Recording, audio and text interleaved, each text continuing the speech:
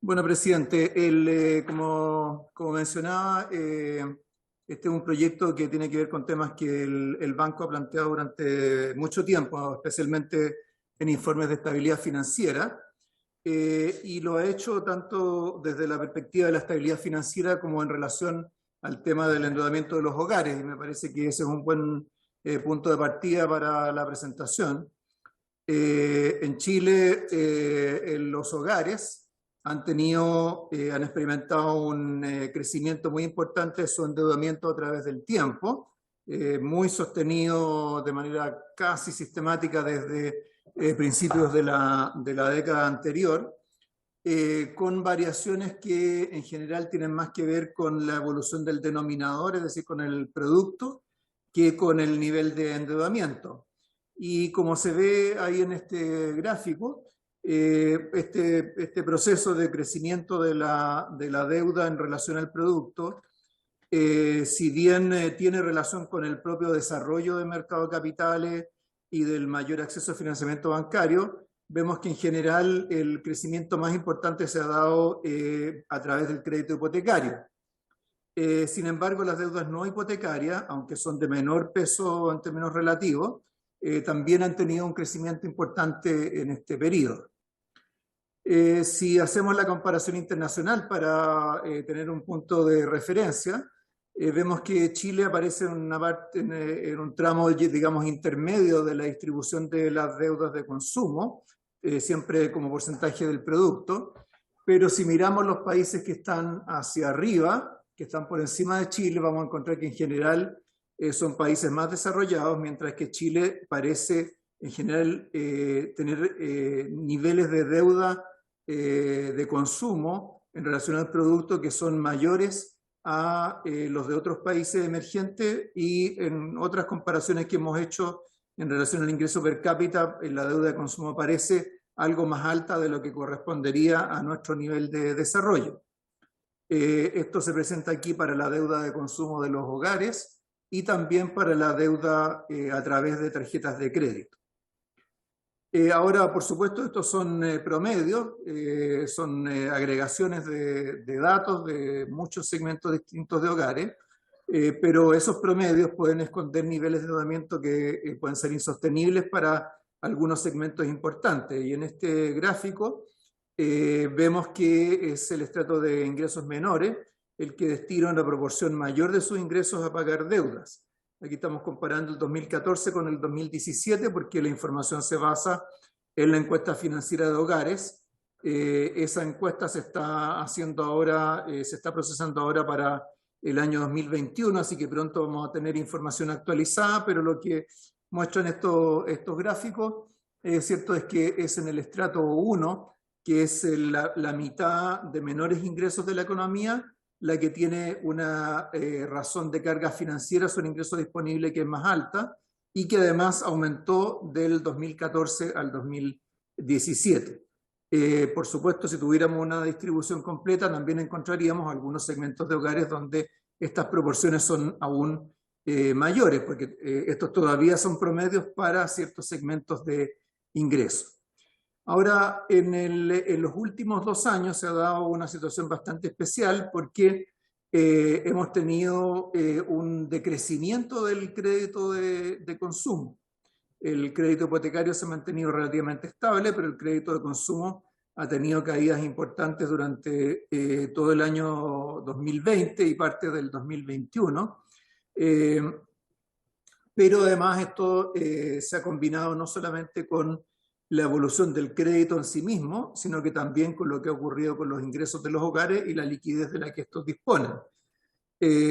Dado que en el último año había un crecimiento importante del producto y los ingresos de hogares, además vemos una caída en la relación entre deuda e ingreso, que estaba en el primero de los gráficos, pero además la liquidez de la cual han dispuesto los hogares en virtud de las transferencias fiscales y de los retiros de fondos de pensiones han significado una menor demanda de crédito de consumo y también que muchos hogares aprovecharan ingresos adicionales para ponerse al día en sus deudas. Pero esta es una situación que podemos calificar más bien de transitoria, y donde a medida que vamos alejándonos del periodo de la crisis con estos accesos extraordinarios a liquidez, nos vamos encontrando que, dado que las deudas de consumo tienen plazos más cortos que las deudas hipotecarias, hace que el nivel de endeudamiento para consumo en relación a los ingresos sean más sensibles a aumentos de la tasa de interés como los que están ocurriendo actualmente. Entonces, ¿cierto? En el caso de los créditos de consumo se otorgan con plazos de entre 3 y 5 años. Por lo tanto, ¿cierto? Se renuevan con mayor rapidez.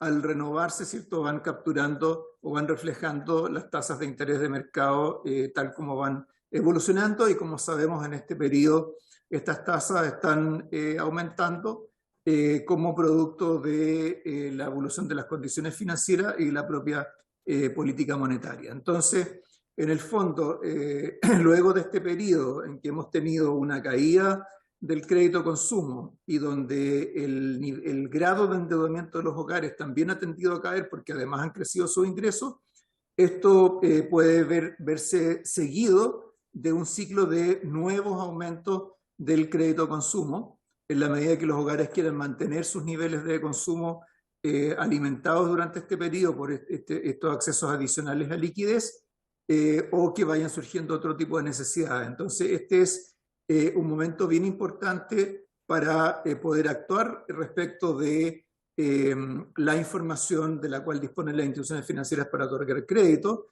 y evitar que se reactive un ciclo de sobreendeudamiento que pudiera hacerlo volverse insostenible para muchos hogares.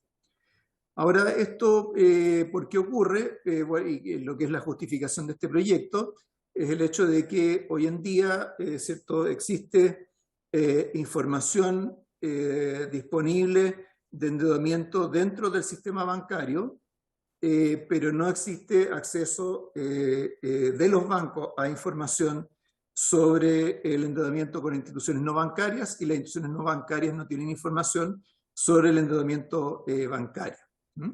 Entonces hay, por así decirlo, una fragmentación de oferentes y de información crediticia. O sea, no importaría, ¿cierto?, que tuviéramos una gran diversidad de oferentes de crédito, pero lo que ocurre en este caso es que hay acceso diferente a la información crediticia, y esa fragmentación induce niveles mayores de endeudamiento. Entonces, aquí en el gráfico de la izquierda vemos más o menos cómo está compuesto el crédito de consumo. Vemos que los oferentes no bancarios tienen un peso importante, que vamos a ver a continuación, que es mucho mayor que para el crédito hipotecario. Y cuando nosotros como Banco Central hemos tratado de medir el efecto de esta asimetría de informaciones, es decir, el hecho de que no haya información sobre otras fuentes de crédito, lo que nos encontramos es que, por un lado, tanto las cajas de compensación como las casas comerciales tienden a subestimar la deuda que tienen sus clientes con los bancos, y por otro lado hay una mayor ocurrencia de impagos entre las personas que tienen obligaciones simultáneas con oferentes que no intercambian información. Entonces, esto lo que nos está diciendo es que esta segmentación del mercado crediticio en términos de la información del endeudamiento de los hogares tiende a generar una subestimación de los niveles de endeudamiento de los mismos, y tiende a generar o aumentar la probabilidad de impago de parte de los deudores.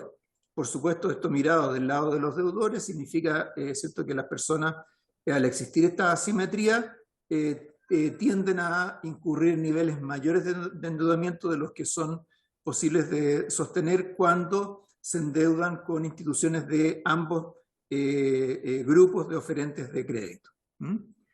En el caso del crédito hipotecario, el sector bancario tiende a dominar, pero sin información consolidada de deudores en mutuarias que son administradas por las compañías de seguro, lo cual también genera un escenario de información incompleta, ¿no?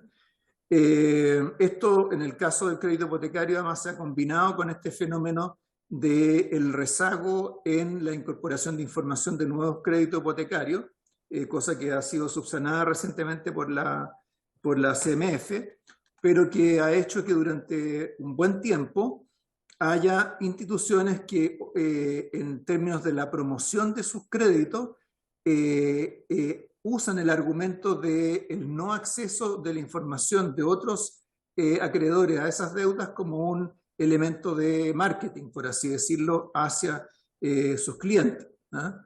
Entonces, el que no se conozca el nivel de endeudamiento sea un factor para hacer marketing es prácticamente, ¿cierto?, impulsar a los hogares o a los clientes a sobreendeudarse.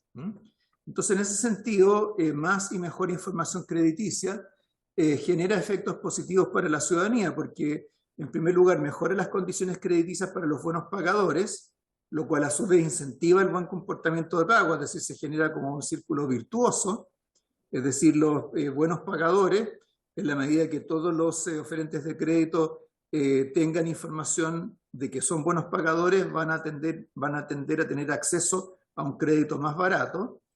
Por otro lado, ¿cierto?, más y mejor información crediticia fortalece la gestión de riesgo en las instituciones financieras, se reducen las posibilidades y estímulos al sobreendeudamiento, mejora las herramientas de supervisión financiera, fomenta la competencia en el mercado del crédito, facilitando la movilidad de los clientes entre distintos oferentes de crédito, y especialmente cuando los registros cuentan con información positiva, o sea, de deuda al día, se consiguen beneficios adicionales. Entonces, todo esto facilita el acceso y disminuye el costo del crédito para los buenos pagadores y da más seguridad a los ahorrantes. Hay que quizás agregar a esto un elemento adicional, que es que cuando no existe transparencia o acceso a la información crediticia de los deudores, muchas veces el oferente de crédito tiende a recurrir a otros mecanismos, otros criterios para evaluar el riesgo del deudor. Y eso fácilmente puede llegar a que se introduzcan ciertos prejuicios respecto del acceso al crédito en función del domicilio, en función del apellido, en función de otros antecedentes que hoy día, incluso, ¿cierto?, en este mundo digitalizado, se pueden incorporar a algoritmos que definan el acceso al crédito sin que se tenga la información más directa que corresponde, que es cuánto debe una persona y cuán buen pagador efectivamente es. Este es un tema que el Banco Central ha expuesto varias veces, como decía al comienzo, y ha planteado varias veces la necesidad de terminar con estas asimetrías de información. En general lo hemos hecho en el contexto de informes de estabilidad financiera y en general siempre hemos tenido una muy buena respuesta de parte de los parlamentarios. Y ahí hay una lista de varias presentaciones, recuadros dentro del informe de estabilidad financiera, capítulos dentro de ese mismo informe, etcétera, que están ahí para referencia, y pinchando cada uno de estos textos marcados en azul se pueden encontrar las referencias correspondientes. Ahora, ¿qué es lo que nos dice la experiencia internacional a este respecto? Bueno, en primer lugar, nos dice que en distintos países el acceso a la información de crédito es algo que es valorado por las razones que aquí se han mencionado, y eso ha hecho que tanto economías avanzadas como economías emergentes hayan tendido a fortalecer el desarrollo, la extensión de los sistemas de información crediticia. Esto siempre dentro de las tradiciones jurídicas de distintos países. Entonces, los países de tradición más francesa tienden a tener registros de crédito, Bélgica, Francia, Portugal. Países de la tradición más anglosajona se inclinan por burós privados de crédito, como Australia, Canadá, Estados Unidos, Nueva Zelanda, el Reino Unido. En esos países no existen registros de crédito, pero sí existen sistemas administrados por el sector privado. En el caso de Europa y de América Latina coexisten registros y burós de crédito en Austria, Alemania, Italia, España, y en América Latina, Argentina, Bolivia, Brasil, Chile, Colombia, México, Perú y Uruguay. Chile con la parcialidad que describía hace un momento. Los burós de crédito han existido en Alemania, Estados Unidos y Suecia por casi un siglo, mientras que en otras economías avanzadas han surgido durante los últimos 20, 30 años. En el caso de Argentina hay un registro de créditos del 91, en México desde el 95, y hay otros ejemplos ahí para Marruecos y Egipto, es decir, países que tienen un desarrollo ya de varios años previos a nosotros.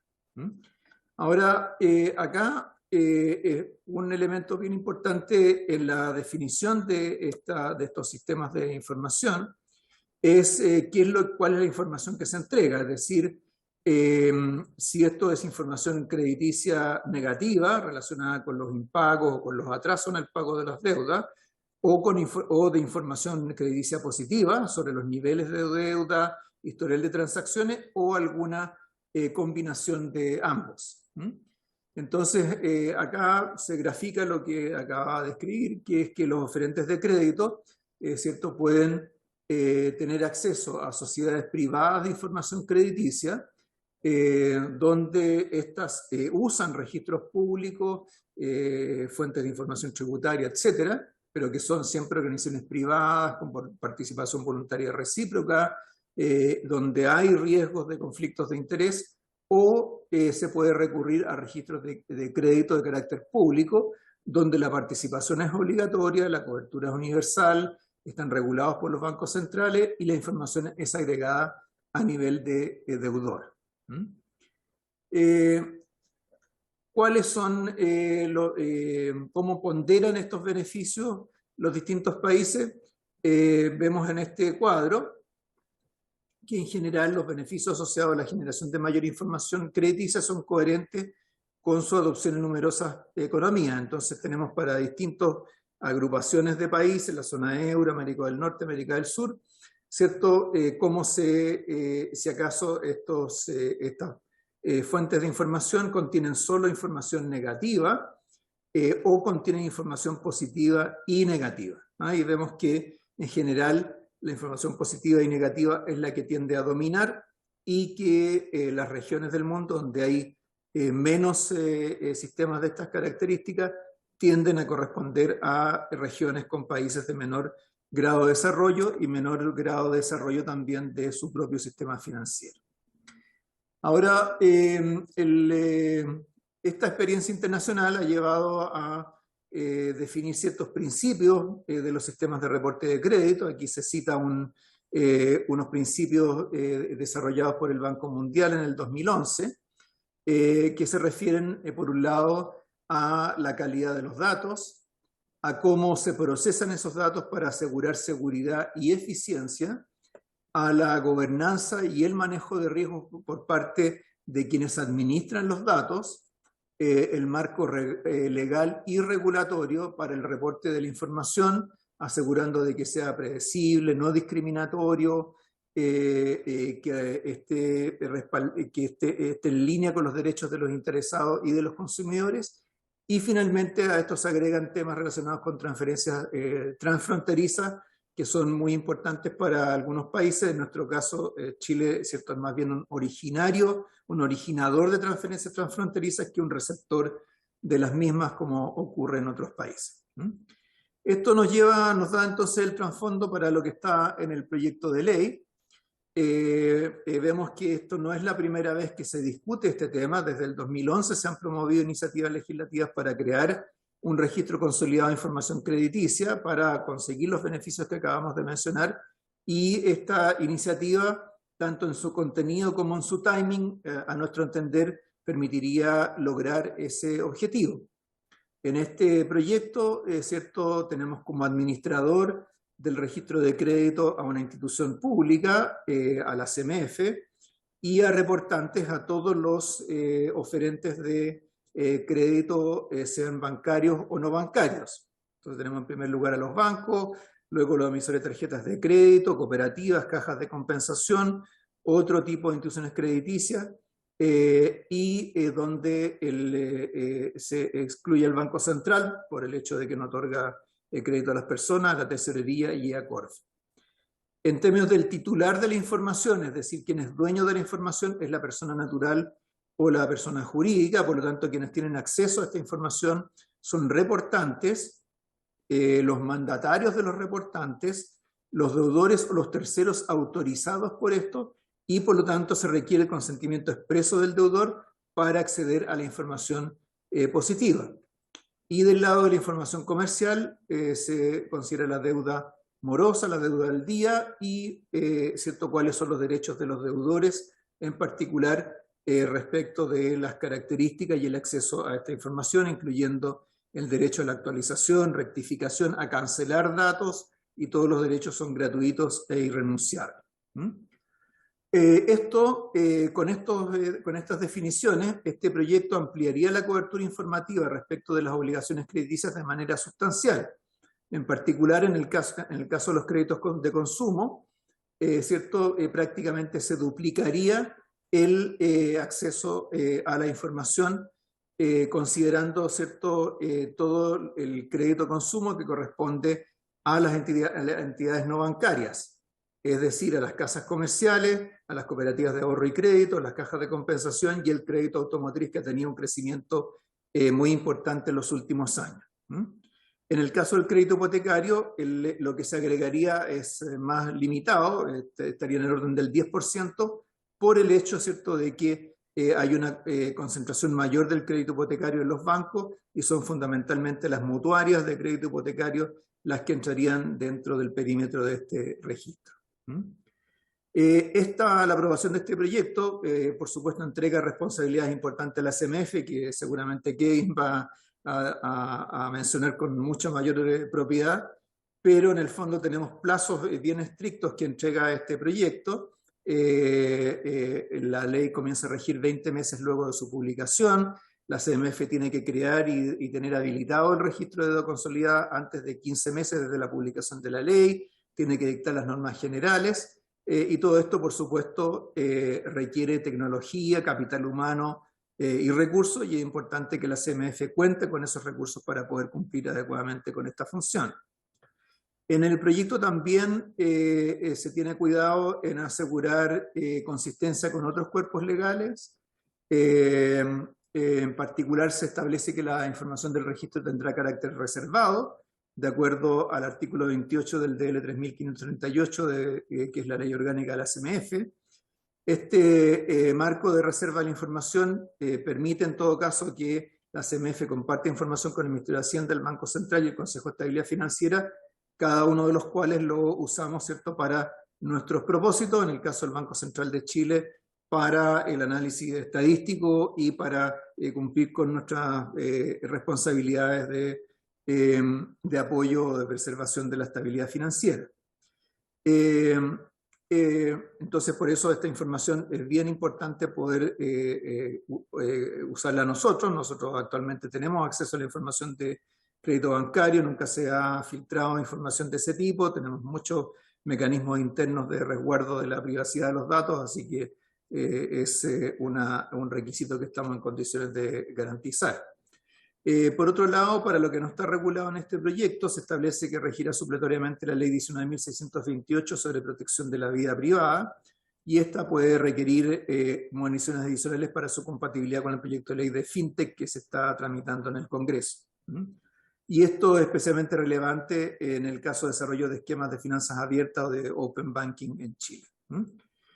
Por último, quería enfatizar, ¿cierto?, cómo este proyecto de ley se hace cargo de la protección de los derechos de las personas y de asegurar equidad en el acceso al crédito. Entonces, primero, en lo que se refiere a privacidad y seguridad de la información, hay resguardos bien específicos para este efecto. En primer lugar, requiere consentimiento expreso del deudor para conferir acceso a la información positiva a otros acreedores.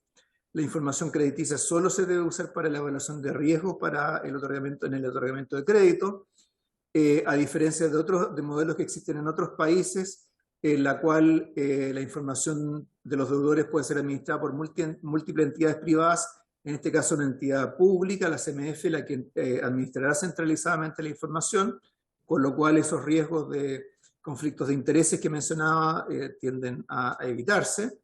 Y por último, hay obligaciones de reserva y estándares de seguridad para los reportantes, siguiendo los criterios establecidos también por la CMF.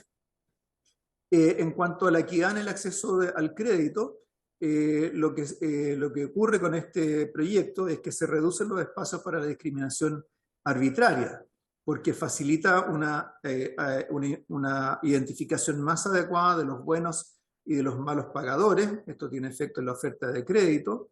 Esto incide sobre las tasas de interés, que entonces pasan a reflejar el verdadero riesgo del deudor, no el que se supone que tiene en función de algún atributo de ese deudor, e incentiva la participación de los buenos pagadores. Y sobre las personas, ¿cierto? Hace que los sujetos de crédito sean evaluados en función de información objetiva y no subjetiva o indirecta, y se favorecen los depositantes con mayor capacidad de evaluación de los riesgos. Esto entonces ayuda a reducir el sobreendeudamiento, dificulta el endeudamiento simultáneo, porque ahora distintos oferentes van a tener información auténtica sobre el deudor. Los acreedores pueden evaluar correctamente la situación de ese deudor y se evita el sobreendeudamiento derivado de estas asimetrías de información y las restricciones de acceso injustificadas, desincentivando el crédito informal. Entonces, con todo esto, presidente, en nuestra opinión, contar con un registro de deuda consolidada en Chile es una herramienta muy importante para preservar la estabilidad financiera y apoyar también un buen manejo de las finanzas por parte de los hogares. Un registro consolidado generaría efectos positivos para el funcionamiento del mercado del crédito, pero tanto para las personas como para las instituciones financieras. Este es un proyecto que no está hecho solo pensando en las instituciones financieras, está hecho pensando también en las personas y estos problemas de sobreendeudamiento que hemos visto recurrentemente en Chile. Nosotros hemos expuesto reiteradamente sobre la importancia de avanzar en esta dirección, y este es un momento bien oportuno para hacerlo, teniendo, por cierto, en cuenta la necesidad de que la CMF cuente con los recursos adecuados para administrar, para hacerse cargo de las funciones que aquí se le asignan. Con eso concluyo, presidente, y quedo disponible para las preguntas o comentarios que quisiera hacer la comisión. Muchas gracias, presidente don Mario Marcel. A continuación vamos a abrir la posibilidad de hacerles inmediatamente consulta a usted para después escuchar al vicepresidente del Mercado Financiero. Diputado Mellado ha solicitado la palabra. Sí, gracias, presidente. Estimado don Mario, estimado presidente. La verdad es que en la última parte, la verdad es que ya está todo, casi todo está consolidado. Las casas comerciales están integradas en un 95% de la consolidación de deuda ya, prácticamente, digamos, porque casi todas son de banco. Y un 5% que queda van a estar consolidadas en junio. Por lo tanto, no sé si es marginal el proyecto que se está viendo en este momento o no, porque ya el grueso de la deuda ya está consolidada entre los bancos y las multitiendas. Sobre lo segundo, en sus gráficos hablaba de Francia. Francia no consolida la información positiva, pero aparece mejor rankeado en sus gráficos. Por ejemplo, hay otros de Gran Bretaña, creo, si no me equivoco ahí, o Alemania, solo consolidan la información positiva, ese mayor a $150.000, y aparece mejor rankeado que Chile. Entonces, eso me llama a una reflexión, presidente. Y por último, esta regla que estamos haciendo elimina el actual sistema de información que maneja en la Comisión de Mercado Financiero, que se conoce como el R04, o se va a hacer en paralelo con el mayor costo, que significa, son las tres cosas. Una, ¿para qué seguimos con esto si ya el grueso de la deuda de las grandes tiendas y las pequeñas que van a hacer en junio, más la banca, va a estar todo consolidado este año? ¿Cómo se hace la muestra de la deuda consolidada positiva, donde en Francia aparece mejor que nosotros, en Alemania también? Entonces me preocupa ese punto. Y sobre el tema que se elimina el sistema de información, ¿cómo se va a duplicar o no el sistema de información y el trabajo en esta deuda, presidente? Muchas gracias. Ofrezco la palabra a algún otro diputado que la esté. Yo solamente hacer un comentario, señor Marcel. Evidentemente que este proyecto favorece principalmente a las instituciones financieras y también podría indirectamente favorecer al Banco Central en la información que maneja. Pero yo no he visto ninguna marcha hacia la Plaza de la Dignidad, ni a lo largo del país de las personas o consumidores que quieran este registro. No he visto ninguna manifestación pública solicitando este registro por parte de los consumidores y las personas, ¿no? A no ser de que este viernes haya una marcha en la Plaza de la Dignidad pidiendo que se cree este registro. De tal manera que claramente este registro es un instrumento y una herramienta principalmente que favorece, por cierto, el trabajo del Banco Central y a la vez de las instituciones financieras, porque yo no le veo utilidad para los consumidores individuales, porque cada persona maneja su información de cuál es su nivel de endeudamiento y sabe perfectamente cuál es su capacidad de poderse seguir endeudando más adelante. Entonces, si bien es cierto, entiendo hacia dónde apunta el proyecto, pero no veo los beneficios, ¿ah? Porque incluso más, aquellas personas que incluso están al día en las deudas no reciben ningún beneficio adicional por parte de las instituciones financieras.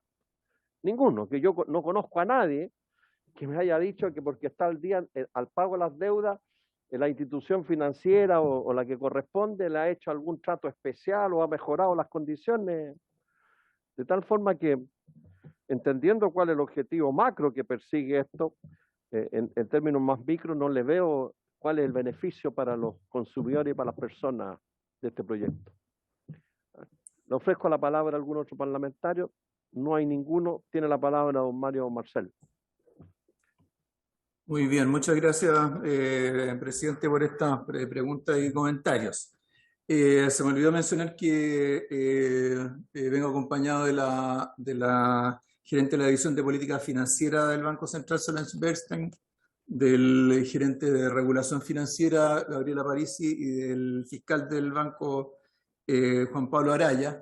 Así que si le parece, presidente, algunos temas le voy a pedir a ellos que los desarrollen, ¿eh? Entonces yo me voy a concentrar en el primero, el tercero y el último, en las preguntas suyas en particular. Respecto de la incorporación de las casas comerciales, efectivamente, cierto, las carteras de crédito, de tarjetas de crédito de las casas comerciales se han ido incorporando al sistema bancario en la medida, cierto, de que han pasado a ser administradas o vendidas, cierto, a instituciones bancarias. Eso ha ayudado a mejorar algo la información, por supuesto ha aumentado la cobertura del sistema, del sistema de información al interior de los bancos, pero al mismo tiempo tenemos que considerar que hay segmentos de créditos de consumo no bancarios que han tenido un crecimiento importante. Por ejemplo, ¿cierto? El segmento de mayor crecimiento en los últimos años es el crédito automotriz, ¿no? Junto con eso, ¿cierto? Hay otros oferentes de crédito, cajas de compensación, cooperativas de ahorro y crédito, que aún, ¿cierto?, se mantienen fuera de este sistema. Y tenemos que pensar que cuando hablamos de asimetría en las dos direcciones, es decir, bancos que no conocen endeudamiento con instituciones no bancarias e instituciones no bancarias que no conocen endeudamiento con el sistema bancario. Respecto del sistema de información bancaria, no se modifica, y eso lo puede desarrollar también a continuación Solange. Y por último, respecto del registro de intereses de los consumidores versus las instituciones financieras. Yo diría, presidente, bueno, ¿cierto? Una respuesta fácil a esto podría ser que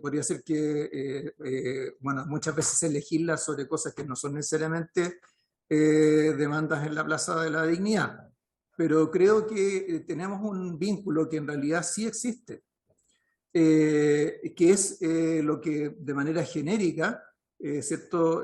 Se ha dado en llamar el costo de la vida. Nosotros los economistas, cuando hablamos del costo de la vida, normalmente, ¿cierto?, pensamos en el IPC. Pero, ¿cierto?, en lo que ha sido toda la experiencia de estos últimos 2 años, el tipo de demandas, de reclamos de la gente, nos damos cuenta que dentro de su concepto de costo de vida tiene un lugar muy importante el tema del endeudamiento, ¿ah? Y el crecimiento y la concentración y la carga de deuda que muchos hogares acumularon en años anteriores tiene alguna relación, ¿cierto? Tiene, a nuestro entender, importante con el malestar que ha manifestado segmentos importantes de la población. Entonces la pregunta respecto de eso no es, ¿cierto?, si las personas conocen la existencia de un registro de deudores, sino que es si en sus decisiones de endeudamiento, ¿cierto?, tienen la información y los oferentes de crédito tienen también la información que les permita, ¿cierto?, llevar o tener un control sobre sus niveles de endeudamiento en el tiempo. ¿Ah?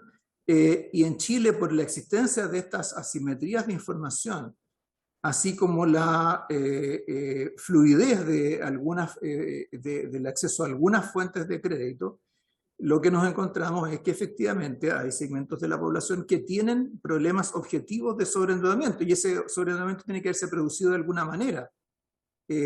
No se produjo necesariamente porque la gente deliberadamente quisiera sobreendeudarse, sino que porque simplemente le llegó una oferta, surgió una oportunidad, ¿cierto? Y tenía, ¿cierto?, una fuente de crédito disponible que no le ponía problemas si es que tenía otras deudas, ¿ah? Y a veces dentro de los mismos hogares, ¿cierto?, una misma persona, a veces las personas miran de manera separada, ¿cierto?, las deudas que tienen con un tipo de institución, miran las cuotas, no siempre, ¿cierto?, se evalúa el costo crediticio equivalente, que hace ya años que se viene informando. O sea, no podemos suponer que existe un grado suficiente de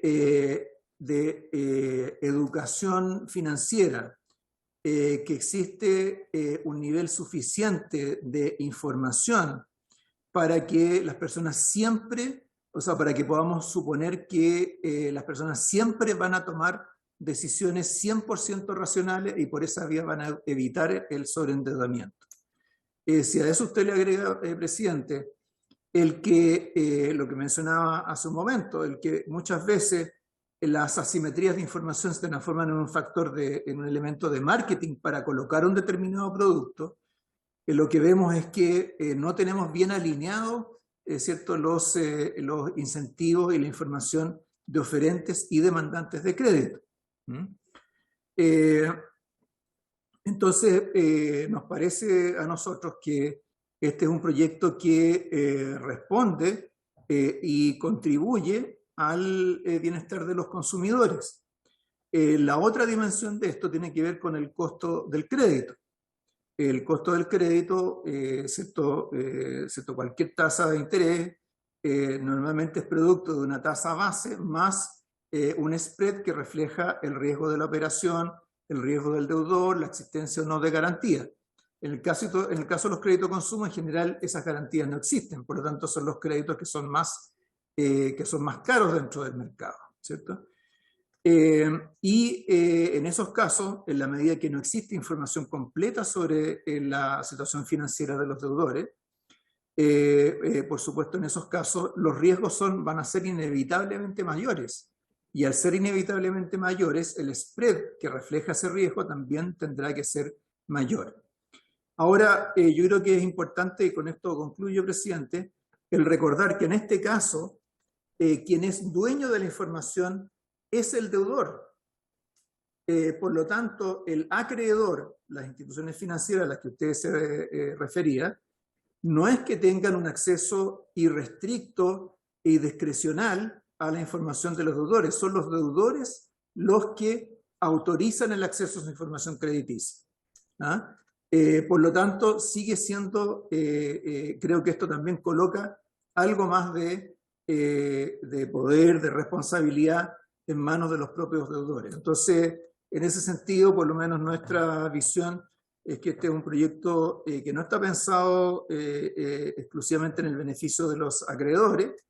O sea, los acreedores dentro de todo, ¿cierto?, cuando le aplican una tasa de interés más alta a un deudor que era menos riesgoso, ganan plata, sino que toma en cuenta necesidades de los propios usuarios del crédito, de los propios clientes, y contribuye, ¿cierto?, a un acceso más igualitario más barato por la reducción del riesgo que se produce al tener más información, y también contribuye a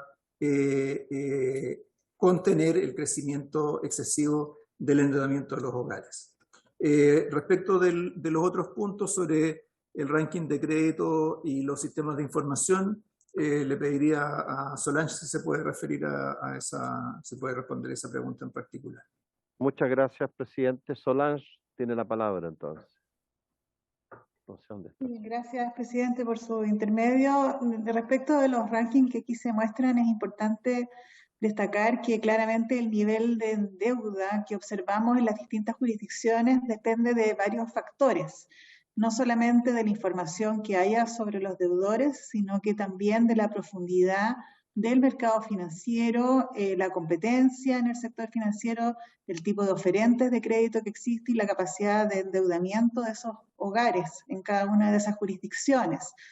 Así que acá simplemente lo ponemos en términos gráficos de cómo nos vemos nosotros en Chile respecto de otros países en términos de nuestro nivel de crédito de consumo, que llama en algo la atención, que efectivamente es mayor que en otros países emergentes, porque la profundidad de nuestro sector financiero y nuestra banca también es mayor, pero ahí resaltaría también el punto que hacía el presidente Marcel respecto de cuando miramos la heterogeneidad de los hogares, donde en algunos casos vemos que hay efectivamente sobreendeudamiento.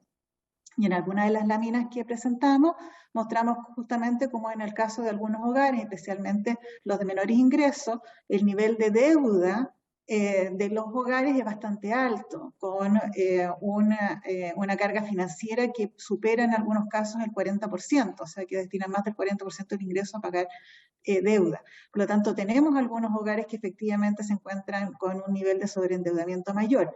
La evidencia que tenemos es que justamente cuando miramos nuestra experiencia internacional, cuando hay mayor información, esos niveles de sobreendeudamiento también son menores y la gestión del riesgo de crédito mejora en beneficio no solamente del sistema financiero, por cierto, sino que de los mismos hogares, que eso es un poco lo que se trata de resaltar en la presentación.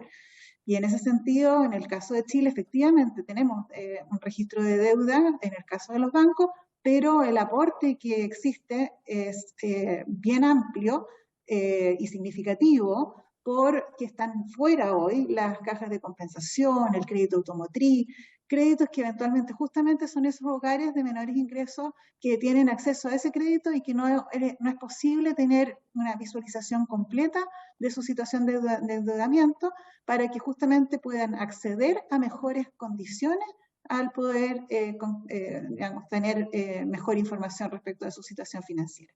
Así que eso es un poco el marco, digamos. No sé si ahí Gabriel o alguien más del equipo quisiera complementar. Muchas gracias.